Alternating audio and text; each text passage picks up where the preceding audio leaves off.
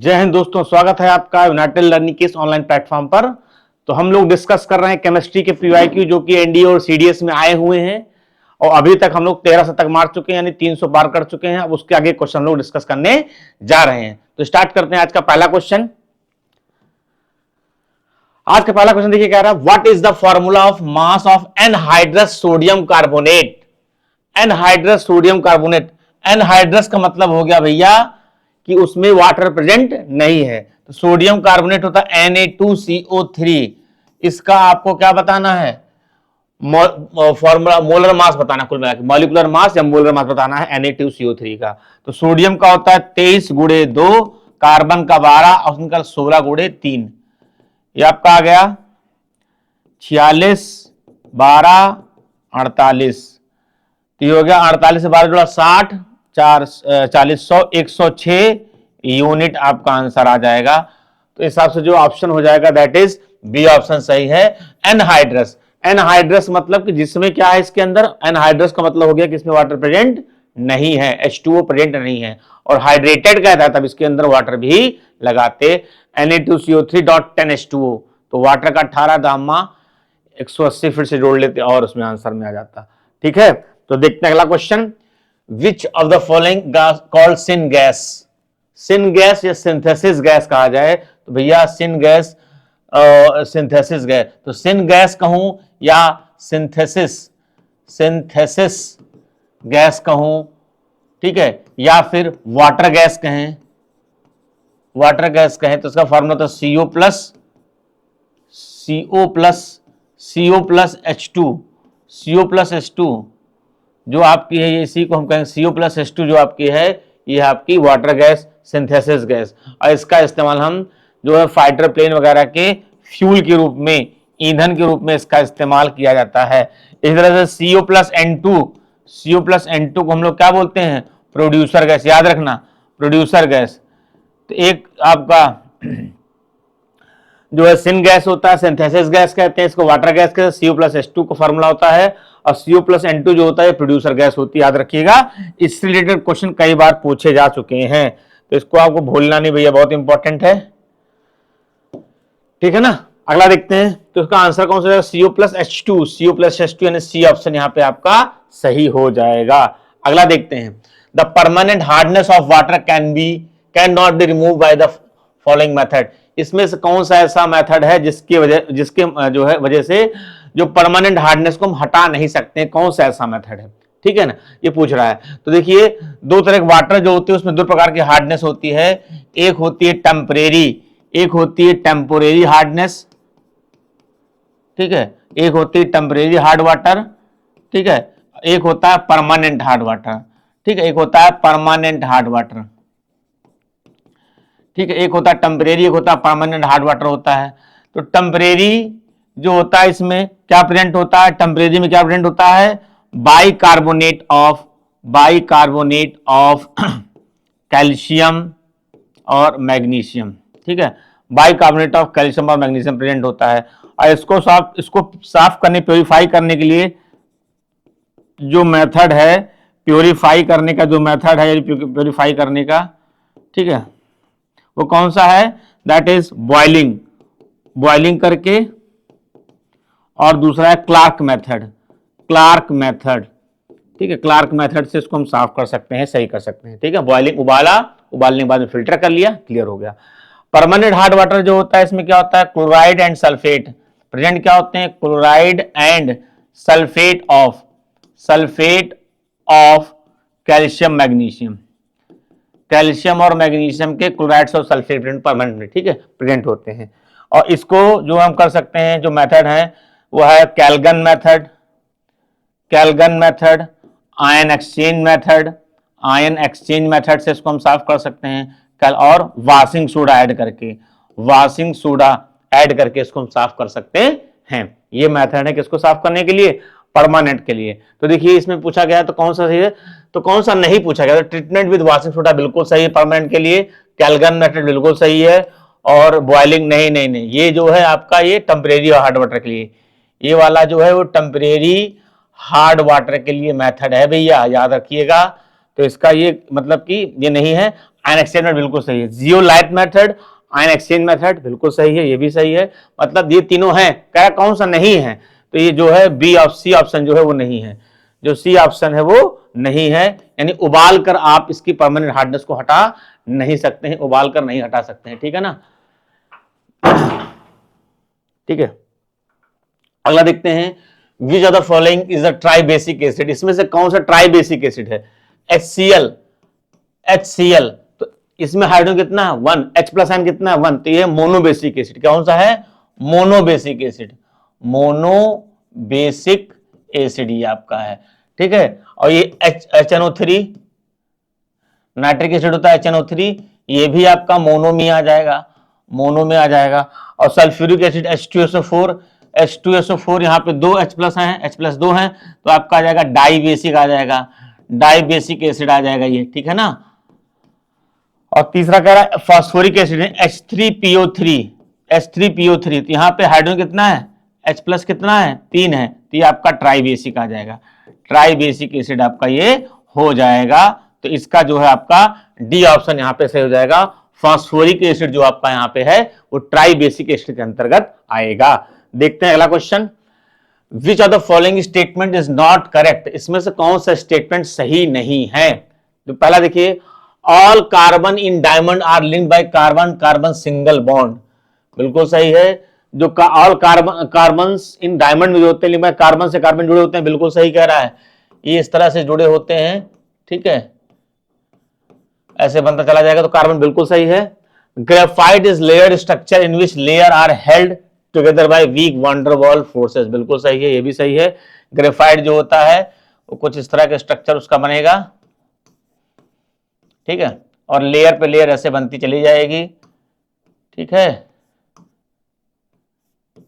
ये तो लेयर पे बिल्कुल सही है, स्टेटमेंट सही है। Graphite layer are found by hexagonal ring of carbon atom, बिल्कुल सही है, हेक्सागोनल लिंक 1 2 3 4 5 6 हेक्सागोनल लिंक, बिल्कुल सही, ये भी सही है। तो तीनों सही, पूछा गलत कौन सा है? तो यही graphite layer are held together by carbon carbon single bond, carbon कौन सिंगल बॉन्ड टुगेदर बाय, ठीक है, तीन ये होता है इस तरह से है, ये और ये, यहाँ पे तीन कार्बन है, एक कार्बन फ्री है, तो यहाँ पे सिंगल बॉन्ड 3 बॉन्ड है, 3 single bond 3 single bond, single bond 3 single bond है। तो ये आपका अकॉर्डिंग टू द क्वेश्चन सारे स्टेटमेंट सही थे। करा था किससे नहीं है? तो करेक्ट प्रॉपर्टी नहीं है, तो graphite held together by carbon carbon single bond नहीं, गलत है ये आपका 3 कार्बन बॉन्ड से बना हुआ है, ठीक है ना, एक फ्री होता है। अगला, विच of the following is called dry ice, dry ice किसे कहा जाता है? तो बहुत बार क्वेश्चन पूछा जा चुका है भैया, ड्राई आइस, ड्राई आइस कहते हैं कि इसके सॉलिड CO2 को, सॉलिड CO2 को ड्राई आइस कहा जाता है।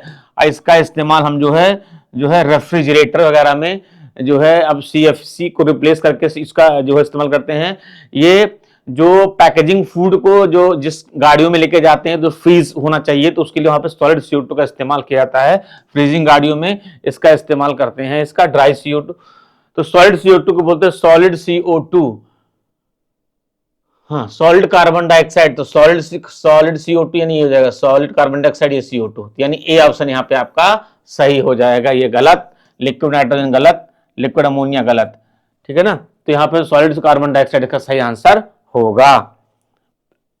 Which the solution which the following will have the pH less than 7, किसका pH 7 से कम होगा? तो NaOH भैया ये बेस, स्ट्रॉन्ग बेस के अंदर आता है, ये आपका स्ट्रॉन्ग बेस है, और इसका pH जो होता है वो 12 से 14 के बीच में होता है NaOH का, ठीक है। उसके बाद KCl इसका pH जो होगा वो pH मान जो होता है न्यूट्रल होता है, यानी 7 के आसपास होगा। और NaCl भी भैया pH मान लगभग इसका 7 के आसपास होगा, थोड़ा सा इधर उधर, ठीक है, इसका pH मान 7, इसका भी लगभग 7 के आसपास होगा, ठीक है ना। FeCl ये आपका है एसिडिक सॉल्ट है, FeCl याद रखना है, कौन सा सॉल्ट है? एसिडिक सॉल्ट है। तो एसिडिक सॉल्ट का जो pH होता है वो लेस देन 7 होगा, लेस देन 7 होगा। तो भैया पूछा क्या गया है? लेस देन FeCl3, इसका सही ऑप्शन हो जाएगा कि FeCl3 का pH जो होगा वो 7 से कम है होगा, क्योंकि ये कैसा सॉल्ट है? एसिडिक सॉल्ट है।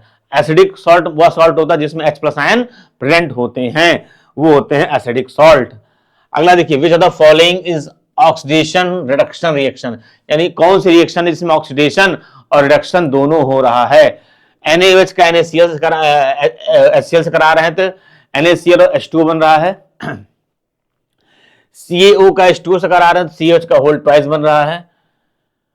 मैग्नीशियम का ऑक्सीजन से करा रहे हैं तो मैग्नीशियम ऑक्साइड बन रहा है, तो देखिए यहीं पे दो बन रहा है यहाँ पे, क्योंकि मैग्नीशियम का देखो, मैग्नीशियम का ऑक्सीजन, तो मैग्नीशियम भी ऑक्सीजन नहीं है, लेकिन ऑक्सीजन आपका ऑक्सीडेशन हो गया यहाँ पे मैग्नीशियम का। और क्या हुआ, तो मैग्नीशियम में ऑक्सीजन प्लस ऑक्सीजन ऐड हो रहा है तो ऑक्सीजन हो गया, और यहाँ पे आपका ऑक्सीजन से जो है क्या कर रहा है, -2 यानी कि जो है निकल रहा है, ठीक है, तो इसका रिडक्शन हो रहा है, तो यहाँ पे रिडक्शन हो रहा है, ठीक है, तो ऑक्सीजन का रिडक्शन हो रहा है, तो ऑक्सीजन का रिडक्शन हो गया, तो यानी यहाँ पे मैग्नीशियम का ऑक्सीडेशन हो गया, ऑक्सीजन का रिडक्शन हो गया, तो रिएक्शन कौन सा कहलाएगी, रेडॉक्स रिएक्शन कहलाएगी, यानी सी ऑप्शन यहाँ पे आपका सही है, जिसमें रेडॉक्स रिएक्शन हो रही है। ठीक है, अगला क्वेश्चन देखें। हाँ देखिए, which of the following is not used as a fertilizers, तो फर्टिलाइजर्स वो होते हैं, फर्टिलाइजर क्या होते हैं, तो ये फर्टिलाइजर यहां बात कर रहा है केमिकल फर्टिलाइजर की।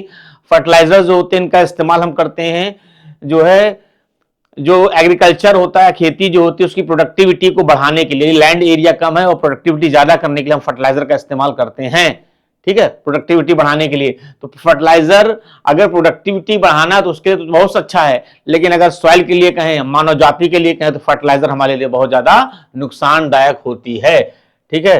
तो देखिए इसे वगैरह है कि देखिए फर्टिलाइजर याद रखना, जो फर्टिलाइजर हम लोग तो उसे NPK fertilizer, what is NPK, NPK fertilizer, nitrogen phosphate और पोटैश, नाइट्रोजन फॉस्फोरस और पोटैश, तीन चीजों की रिक्वायरमेंट होती है, तो फर्टिलाइजर में यही तीन चीजें होती है, NPK, nitrogen phosphorus and potash. अब देखते हैं क्या है, तो पहला अमोनियम नाइट्रेट, तो बिल्कुल सही है, फर्टिलाइजर के अंदर आता है फर्टिलाइजर, क्योंकि नाइट्रोजन जो नाइट्राइट या नाइट्रेट जो होता है तो उसी नाइट्रोजन की बात कर रहा है, बिल्कुल सही है। Ammonium sulphide, sulphide, ammonium phosphate, तो ये देखो फॉस्फेट आ रहा है यहाँ पे, देखिए फॉस्फेट, तो भी आपका आएगा, इसमें आ जाएगा, ठीक है। उस अमोनियम सल्फेट, तो ये भी अमोनियम सल्फेट जो है ये भी आपका फर्टिलाइजर में आ जाएगा, ठीक है। अमोनियम सल्फाइड ये आपका फर्टिलाइजर में नहीं आएगा, ठीक है, अमोनियम सल्फाइड जो है it is not use in fertilizer, ठीक है। सल्फेट, फॉस्फेट, ठीक है, और ये आपका कहते हैं पोटैश, ये सब फर्टिलाइजर में, लेकिन अमोनियम सल्फाइड जो होता है ये फर्टिलाइजर में इसका इस्तेमाल नहीं होता है, तो ये आपका बी ऑप्शन जो है अकॉर्डिंग टू क्वेश्चन सही है। बाकी ये सारे जो है फर्टिलाइजर ग्रुप में इस्तेमाल करते हैं। एनपी को हम किसान खाद भी कहा जाता है, ठीक है, NPK फर्टिलाइजर को किसान खाद के नाम से भी जानते हैं। देखते हैं अगला question, which of the following is the chemical formula of gypsum, gypsum का केमिकल फॉर्मूला क्या है, जिप्सम, जिप्सम का इस्तेमाल करते हैं, जिप्सम का यूज करते हैं कहां पे, सीमेंट में यूज किया जाता है, जिप्सम का इस्तेमाल करते हैं सीमेंट में, ठीक है। क्या करता है, टू इंक्रीज, क्या काम करता है, to increase the setting time of cement, setting time of cement, to increase the setting time of cement, cement के सेटिंग टाइम को इंक्रीज करने का काम करता है, to increase the setting time, ताकि धीरे धीरे पके, समय बढ़ा दिया तो धीमे धीमे पकेगा तो हार्डनेस बहुत अच्छी आ जाएगी, मजबूती बहुत अच्छी आ जाएगी, ठीक है। तो पूछ रहा जिप्सम का फॉर्मूला, तो जिप्सम का फॉर्मूला होता है दैट इज CaSO4.2H2O, ये calcium sulphate decahydrate, calcium sulphate decahydrate, ये जिप्सम फॉर्मूला होता है। और जिप्सम का क्या इस्तेमाल हमने आपको बता दिया, तो इसका जो सही ऑप्शन हो जाएगा जैसे A option calcium sulphate decahydrate, ये जिप्सम का फॉर्मूला है। और इसी तरह से देखिए CaSO4.12H2O, हाफ H2O यानी कैल्शियम सल्फेट हेमीहाइड्रेट, हेमीहाइड्रेट, ये आपका फॉर्मूला होता है, किसका होता है, पीओपी का होता है, प्लास्टर ऑफ पेरिस का होता है। और प्लास्टर ऑफ पेरिस का जो इस्तेमाल किया जाता है ये स्टैच्यू बनाने के लिए करते हैं, फॉर सीलिंग दीवारों की फॉर सीलिंग बनाने के लिए इसका इस्तेमाल किया जाता है पीओपी का, ठीक है। और जो फ्रैक्चर्ड बोन को प्लास्टर करने के लिए इस्तेमाल करते हैं, टॉयज बनाने के लिए इस्तेमाल करते हैं, ये आपका पीओपी प्लास्टर ऑफ पेरिस का इस्तेमाल आपको याद रखना है। तो दोनों फॉर्मूले में खाली वाटर का अंतर है, हाइड्रेटेड के हाफ H2O, यहाँ पे 2H2O, तो गलती मत करिएगा, बहुत ध्यान से इसको याद रखिएगा। देखते हैं अगला question, which of the following statement about the law of conservation of mass is correct, law of conservation of मास से संबंधित कौन सा स्टेटमेंट सही है। A given compound always contain exactly same proportion of the elements, नहीं, गलत। When the gases combine in a reaction, they do so in a simple ratio by volume, provided all gases at the room temperature, ये भी गलत है। Matter can neither be created not destroyed, बिल्कुल सही है। Law of conservation of mass कहता है matter can neither be created not be destroyed, it may transformed one form to another. यही है आपका law of conservation of mass कि ना हम मैटर को बना सकते हैं ना ही डिस्ट्रॉय कर सकते हैं, या एक फॉर्म से दूसरे फॉर्म में कन्वर्ट हो जाता है। तो आपका सी ऑप्शन यहां पे सही है। ठीक है, तो यही सी ऑप्शन सही है। अगला क्वेश्चन देखते हैं। तो क्लास आज के लिए इतना ही, मिलते हैं नेक्स्ट वीडियो में। तब तक अच्छे से अपनी जम के तैयारी करते रहिए, क्योंकि जितनी आप प्रैक्टिस करेंगे, जितना आप अच्छे से प्रैक्टिस करते जाएंगे, आपको एग्जाम में उतना ही मजा आने वाला है। तब तक के लिए जय हिंद क्लास।